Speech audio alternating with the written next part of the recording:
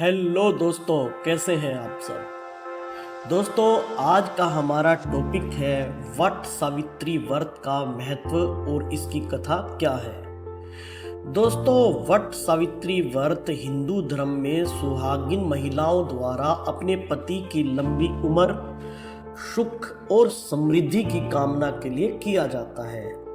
यह व्रत जेठ महीने की अमावस्या को मनाया जाता है। व्रत के दौरान वट यानी कि बरगद के पेड़ की पूजा की जाती है, जिसे अखंड सौभाग्य और परिवार की खुशहाली का प्रतीक माना जाता है। बरगद का पेड़ दीर्घायु, सृजन और समृद्धि का प्रतीक है और इसकी जड़ें, तना और पत्ते ब्रह्मा, विष्णु और महेश के रूप का प्रतीक माने जाते हैं। यह व्रत महिलाओं को धैर्य, शक्ति और समर्पण की प्रेरणा देता है। दोस्तों, वट सावित्री व्रत की कथा महाभारत काल से जुड़ी हुई है। दोस्तों, एक राजा था अश्वपति और उसकी बेटी थी सावित्री।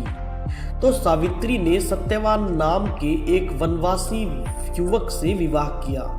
विवाह के बाद सावित्री को यह पता लगा कि उनके पति सत्यवान की जिंदगी में काफी कम समय बचा है और वो 1 साल के भीतर ही स्वर्गवास कर जाएंगे।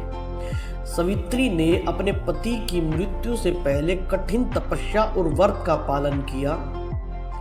तो जिस दिन सत्यवान का प्राण लेने के लिए यमराज आए, उस दिन सावित्री अपने पति के साथ वट वृक्ष के नीचे बैठी थी। सत्यवान लकड़ी काटने में व्यस्त थे। यमराज जब सत्यवान का प्राण हर कर ले जाने लगे तो सावित्री भी उनके पीछे पीछे चल दी।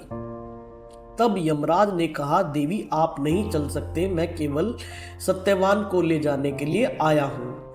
उसके बावजूद भी सावित्री नहीं मानी। तब यमराज ने कहा, ठीक है, मैं तुम्हें 3 वरदान देता हूँ, तुम मांग लो जो मांगना हो, लेकिन तुम्हें सत्यवान को लेकर जाने ही देना होगा। तब सावित्री ने कहा, ठीक है। अपने पहले वरदान में सावित्री ने अपने सास ससुर के लिए आंख की ज्योति मांगी, जो अपाहिज थे।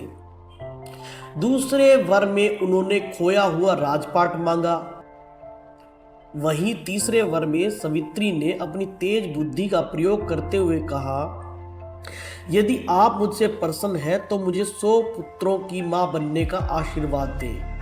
उनके इस वर को सुनने के बाद यमराज तथास्तु कहकर आगे बढ़ने लगे। इसके बाद भी सावित्री यमराज के पीछे पीछे चलती रही। उन्हें अपने पीछे आता देख यमदेव ने कहा, हे देवी, अब आपको क्या चाहिए। उनकी बात सुनकर सावित्री ने कहा, आपने मुझे मां बनने का वरदान तो दे दिया, लेकिन बिना पति के मैं मां कैसे बन सकती हूँ। यह सुनकर यमराज हैरान रह गए और सावित्री की बुद्धिमत्ता से काफी प्रसन्न हुए और उन्होंने उसी क्षण सत्यवान को अपने पास से मुक्त करके जीवनदान दे दिया। तो दोस्तों, इस तरह सावित्री ने अपनी पति के प्राणों की रक्षा कर ली और इस कारण से वट सावित्री व्रत की शुरुआत हुई। दोस्तों, वट सावित्री व्रत के दिन महिलाएं वट वृक्ष की जड़ में जल चढ़ाती हैं और पेड़ के चारों ओर लपेटती हैं। सत्यवान और सावित्री की कथा का पाठ किया जाता है और कथा सुनने या पढ़ने से व्रत पूर्ण माना जाता है और पूजा की जाती है। पूजा में फल, फूल, प्रसाद, दीपक और सिंदूर का उपयोग किया जाता है। पूजा के बाद अखंड सौभाग्य और सुख शांति की कामना की जाती है।